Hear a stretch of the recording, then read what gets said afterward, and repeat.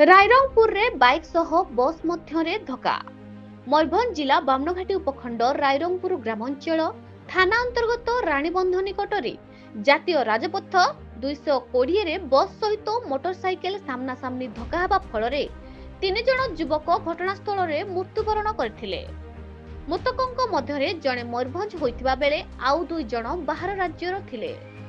मयूरभंज जिला बामनघाटी उपखंड रायरंगपुर ग्रामांचल थाना अंतर्गत रानीबंध सम्मुख दे जाइथिले 220 नंबर जातीय राजपथरे एभली मर्मन्तुद सड़क दुर्घटना घटिबारु सड़क सुरक्षा उपरे प्रश्नवाची सृष्टि होइछि।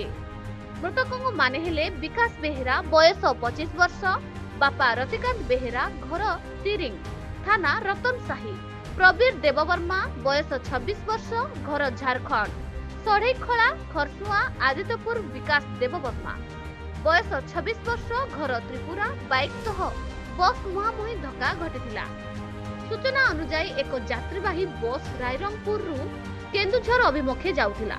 दिन आखपाख 1:30 समय रे भालू बस ग्राम निकटस्थ रानीबंध सम्मुख दे जाइथिबा बेले 220 नंबर जातीय राजपथ रे विपरीत दिगरु आसुथिबा एक बाइक को बस टी धक्का देथिला। बाइक को धक्का दे किछि बाट घोषाणी नेथिला बस।